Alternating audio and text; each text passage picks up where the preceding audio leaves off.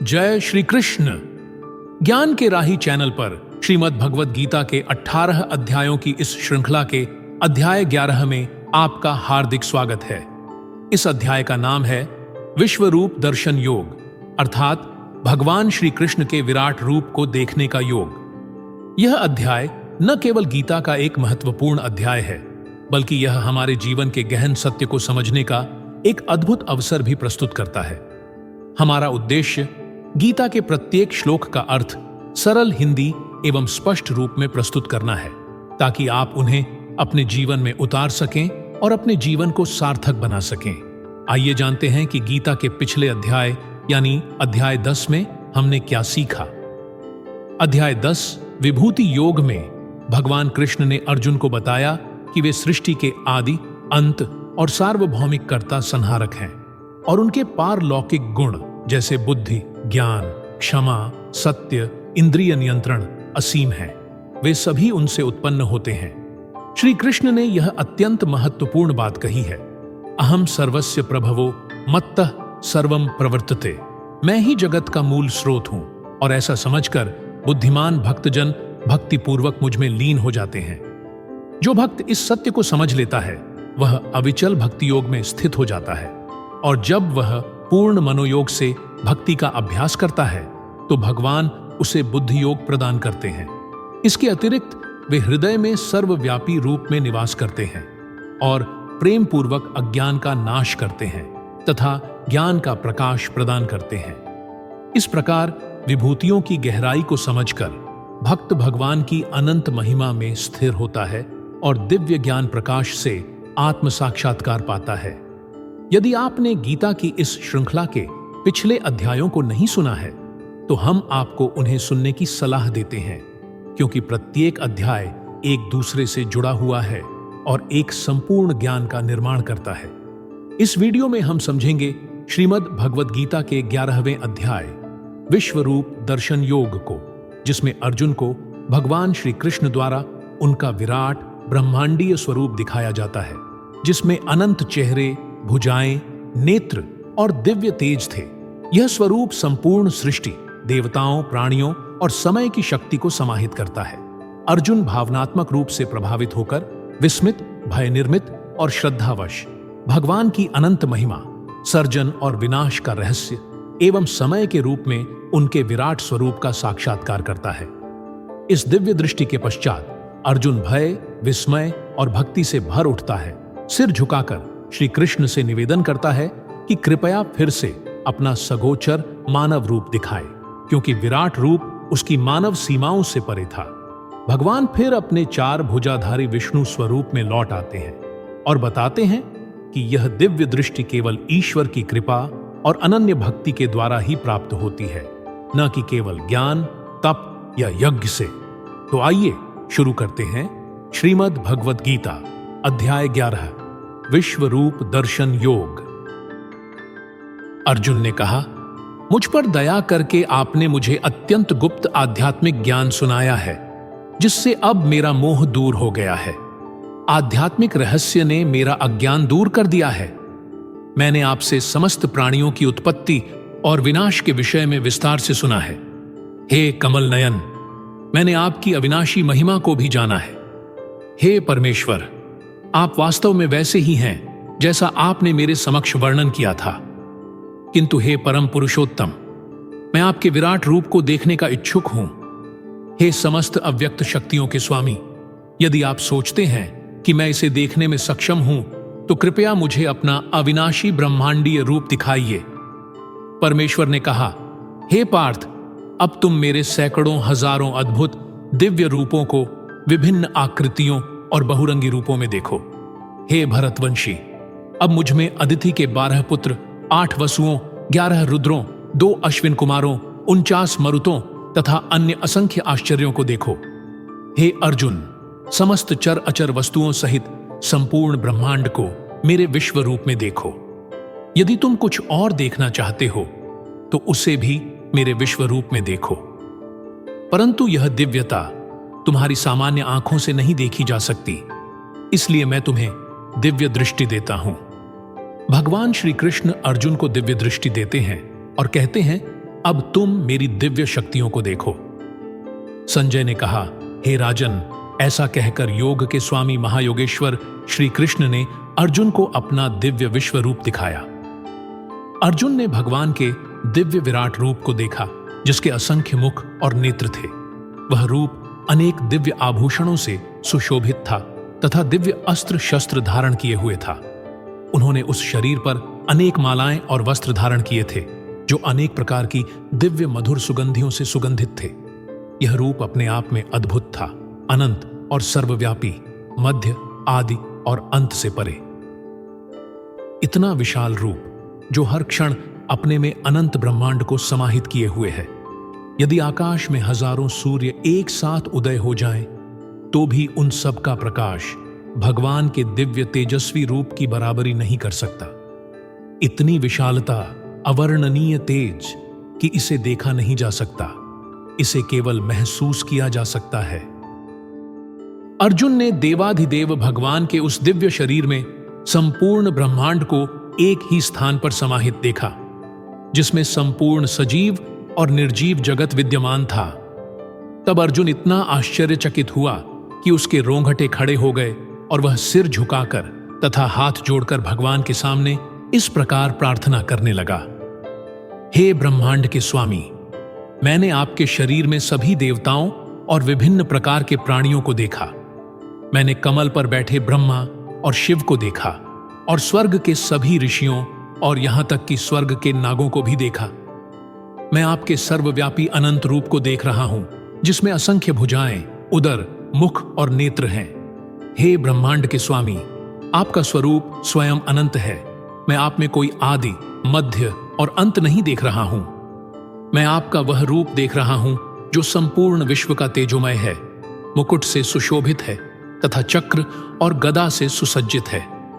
इस प्रज्वलित अग्नि में आपका तेज देखना कठिन है, जो सभी दिशाओं से निकलने वाली सूर्य की रोशनी के समान है। मैं आपको परम अविनाशी मानता हूं। आप ही धर्म ग्रंथों से झात परम सत्य हैं। आप ही समस्त सृष्टि के मूल आधार तथा सनातन धर्म के शाश्वत रक्षक एवं संरक्षक तथा सनातन परमेश्वर हैं। आप आदि, मध्य और अंत से रहित हैं और आपकी शक्तियों का कोई अंत नहीं है। सूर्य और चंद्रमा आपके नेत्र हैं और अग्नि आपके मुख के तेज के समान है, और मैं पूरे ब्रह्मांड को आपके तेज से जलते हुए देख रहा हूं। हे समस्त प्राणियों के स्वामी, आप ही स्वर्ग और पृथ्वी के बीच तथा सभी दिशाओं में व्याप्त हैं। मैंने देखा है कि आपके अद्भुत और भयानक रूप को देखकर तीनों लोक भय से कांप रहे हैं। स्वर्ग के सभी देवता आप में प्रवेश कर आपकी शरण ले रहे हैं। कुछ भयभीत होकर हाथ जोड़कर आपकी स्तुति कर रहे हैं। महर्षि और सिद्धजन पवित्र शास्त्रों का पाठ करके तथा अनेक प्रार्थनाओं के द्वारा आपकी स्तुति कर रहे हैं। रुद्र, आदित्य, वसु, साध्य, विश्वदेव, दोनों अश्विन, मरुत, पित्तर, गंधर्व, यक्ष, असुर और सभी सिद्धजन आश्चर्य से आपकी ओर देख रहे हैं। हे सर्वशक्तिमान प्रभु, आपके अनेक मुख, नेत्र, भुजाएं, जंघा, पैर, उदर और भयानक दांतों वाले भयंकर रूप को देखकर समस्त लोक भयभीत हो गए हैं और मैं भी भयभीत हूं। हे भगवान विष्णु, आकाश को स्पर्श करने वाले, बहुरंगी, तेजस्वी, खुले मुख वाले तथा असंख्य चमकते नेत्रों वाले आपके रूप को देखकर मेरा हृदय भय से कांप रहा है तथा मैं अपना सारा धैर्य और मानसिक संतुलन खो बैठा हूं।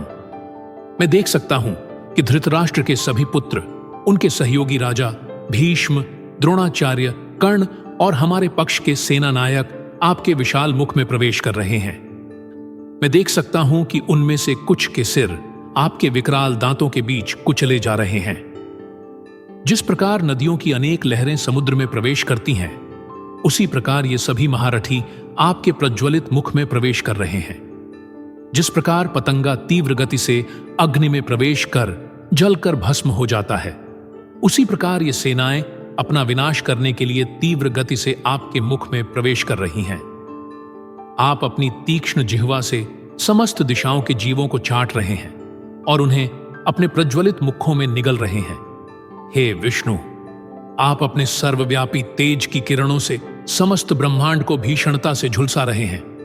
हे देवेश, कृपया मुझे बताइए कि अति उग्र रूप में आप कौन हैं?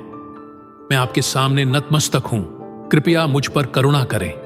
आप समस्त सृष्टियों से पूर्व आदि भगवान हैं। मैं आपको जानना चाहता हूं और मैं आपकी प्रकृति और प्रयोजन को नहीं समझ पा रहा हूं। परम प्रभु ने कहा, मैं प्रलय का मूल कारण तथा संसार का संहार करने के लिए आने वाला महाकाल हूं। युद्ध में तुम्हारे भाग न लेने पर भी युद्ध की व्यूह रचना में खड़े विरोधी पक्ष के योद्धा मारे जाएंगे। इसलिए उठो, लड़ो और यश अर्जित करो। अपने शत्रुओं को परास्त करो और समृद्ध राज्य का आनंद लो। ये सभी योद्धा पहले ही मेरे द्वारा मारे जा चुके हैं। हे श्रेष्ठ धनुर्धर, तुम तो बस मेरे कार्य को पूरा करने के लिए एक निमित्त मात्र हो। द्रोणाचार्य, भीष्म, जयद्रथ, कर्ण और अन्य महान योद्धा मेरे द्वारा पहले ही मारे जा चुके हैं। इसलिए बिना विचलित हुए उनका वध करो, केवल युद्ध करो और तुम अपने शत्रुओं पर विजय पाओगे। संजय ने कहा। केशव के ये वचन सुनकर अर्जुन ने भय से कांपते हुए हाथ जोड़कर श्री कृष्ण को प्रणाम किया और भयभीत स्वर में श्री कृष्ण से इस प्रकार कहा। अर्जुन ने कहा, हे ऋषिकेश, यह सत्य है कि आपके नाम श्रवण और यशगान से संसार हर्षित होता है। असुरगण आपसे भयभीत होकर सभी दिशाओं की ओर भागते रहते हैं और सिद्ध महात्माओं के समुदाय आपको प्रणाम करते हैं। हे सर्वश्रेष्ठ, आप ब्रह्मा से भी श्रेष्ठ हैं और आदि रचयिता हैं। फिर ब्रह्मा आपको क्यों न नमस्कार करे? हे अनंत, हे देवों के देव, हे जगत के रक्षक, आप सभी कारणों के कारण और अविनाशी हैं। आप व्यक्त और अव्यक्त से परे अविनाशी सत्य हैं। आप आदि सर्वात्मा, दिव्य सनातन स्वरूप हैं। आप इस ब्रह्मांड के परम आश्रय हैं। आप सर्वज्ञ हैं और जो कुछ भी जानने योग्य है वह सब आप ही हैं। आप परम धाम हैं। हे अनंत रूपों के स्वामी, केवल आप ही संपूर्ण ब्रह्मांड में व्याप्त हैं। आप वायु, यम, अग्नि, जल और चंद्रमा के देवता हैं। आप ब्रह्मा के पिता और सभी जीवों के प्रपितामह हैं। इसलिए मैं आपको हजारों बार और बार बार प्रणाम करता हूं। हे अनंत शक्तियों के स्वामी, मैं आपको आगे और पीछे तथा सभी ओर से नमस्कार करता हूं। आप अनंत शक्ति और पराक्रम के स्वामी हैं तथा सर्वव्यापी हैं, अतः आप ही सब कुछ हैं। आपकी महानता से अनभिज्ञ होकर मैंने आपको हे कृष्ण, हे यादव, हे प्रिय मित्र कहकर संबोधित किया है। यदि मैंने कभी उपेक्षा और प्रेम के कारण खेलते हुए, विश्राम करते हुए, बैठते हुए, खाते हुए, अकेले में या दूसरों के सामने आपका उपहास या अनादर किया हो, तो हे अचिंत्य, मैं उन सभी अपराधों के लिए आपसे क्षमा मांगता हूं। आप समस्त चर अचर के स्वामी तथा समस्त ब्रह्मांडों के जनक हैं। आप परम पूजनीय आध्यात्मिक गुरु हैं। हे अतुलनीय शक्ति के स्वामी, जब तीनों लोकों में आपके समान कोई नहीं है तो फिर आपसे बढ़कर कोई कैसे हो सकता है? इसलिए हे पूज्य प्रभु, मैं आपके चरणों में नतमस्तक होकर आपसे दया की प्रार्थना करता हूं। जिस प्रकार एक पिता अपने पुत्र के हठ को सहन कर लेता है, मित्र इष्टता को और प्रियतम अपनी प्रेयसी के अपराध को क्षमा कर देता है, उसी प्रकार आप मेरे अपराधों को भी क्षमा कर दीजिए। मैं आपका यह विराट रूप देखकर अत्यंत प्रसन्न हूं, जो मैंने पहले कभी नहीं देखा था, तथा साथ ही मेरा मन भय से कांप रहा है। इसलिए हे देवों के देव, हे जगन्नाथ, मुझ पर दया करो और मुझे अपना आनंदमय रूप पुनः दिखाओ। हे सहस्रबाहु, यद्यपि आप संपूर्ण सृष्टि में व्याप्त हैं, फिर भी मैं मुकुट, चक्र और गदा धारण किए हुए आपके चतुर्भुज नारायण रूप को देखना चाहता हूं। आनंदमयी भगवान ने कहा, हे अर्जुन, तुमसे प्रसन्न होकर मैंने अपनी योग माया से तुम्हें अपना तेजोमय, अनंत तथा आदि विश्वरूप दिखाया है। तुमसे पहले मेरा यह विश्वरूप किसी ने नहीं देखा था। हे कुरुश्रेष्ठ, वेदों के अध्ययन से, यज्ञों से, अनुष्ठानों से, दान देने से, पुण्य कर्मों से या घोर तपस्या से भी कोई प्राणी मेरे इस विराट रूप को नहीं देख पाया है जिसे तुमने देखा है। मेरे इस भयानक रूप को देखकर तुम्हें न तो डरना चाहिए और न ही मोहित होना चाहिए। भय से मुक्त होकर, प्रसन्न होकर मेरे पुरुषोत्तम रूप को देखो। संजय ने कहा। ऐसा कहकर दयालु वसुदेव पुत्र ने पुनः अपना चतुर्भुज रूप प्रकट किया और फिर भयभीत अर्जुन को सांत्वना देने के लिए अपना सुंदर द्विभुज रूप दिखाया।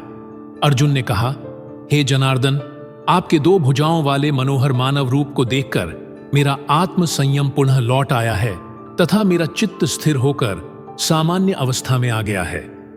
परम प्रभु ने कहा, मेरा जो रूप तुम देख रहे हो उसे देख पाना बहुत कठिन है। स्वर्ग के देवता भी इसे देखने के लिए लालायित रहते हैं।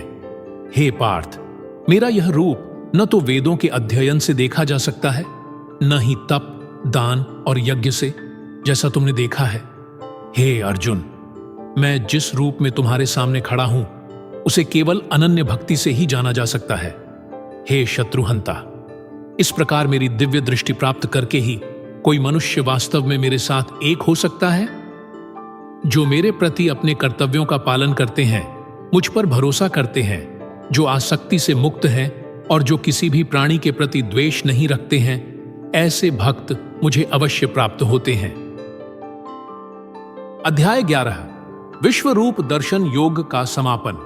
यहीं, लेकिन यह अंत नहीं बल्कि एक नए आध्यात्मिक आरंभ की शुरुआत है। आइए जानें कि हमने इस अध्याय से क्या सीखा। ईश्वर सर्वव्यापी है। कृष्ण का विराट रूप समस्त ब्रह्मांड को समाहित करता है, जिसमें न केवल जीवित बल्कि अजीव भी है। उनके व्यक्त अव्यक्त स्वरूप में एकत्व है। दिव्य दृष्टि का महत्व। मानव आंखों से इस दिव्यता को देख पाना संभव नहीं था, इसलिए श्री कृष्ण ने अर्जुन को दिव्य चक्षु प्रदान किए। विस्मय और भय का संगम। अर्जुन ने देखा, एक ओर सौंदर्य, दूसरी ओर विनाश। हजारों सूर्यों का तेज और भीतर का भय एक साथ उपजता है। काल का रूप। कृष्ण स्वयं को समय यानी महाकाल बताते हैं, जो संहार लाने आए हैं। अर्जुन के माध्यम से उनका कार्य संपन्न हो रहा था। केवल भक्ति से साक्षात्कार, न वेद ज्ञान न तप दान, केवल अनन्य भक्ति से ही विराट रूप को देखा और जाना जा सकता है। कर्म और निस्वार्थ भक्ति। यह अध्याय दर्शाता है, कर्म करें पर बिना आसक्ति के, और प्रभु में समर्पण के साथ कार्य करना है सर्वोपरि। कृपया भगवत गीता के इस ज्ञान को ज्यादा से ज्यादा लोगों तक पहुंचाने में अपना सहयोग दिखाएं। लाइक कीजिए, यह हमें प्रेरित करता है। वीडियो शेयर करें, यह केवल ज्ञान नहीं, ईश्वर का अनुभव है।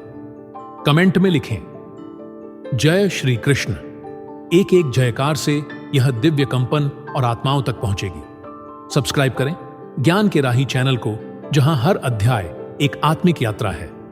तो मिलते हैं श्रीमद् भगवद गीता के अध्याय 12 में। तब तक के लिए अपने अंतर्मन में श्री कृष्ण को बसाए रखें। हर क्षण याद रखिए, वह आपसे दूर नहीं है, बस भीतर ही है। जय श्री कृष्ण।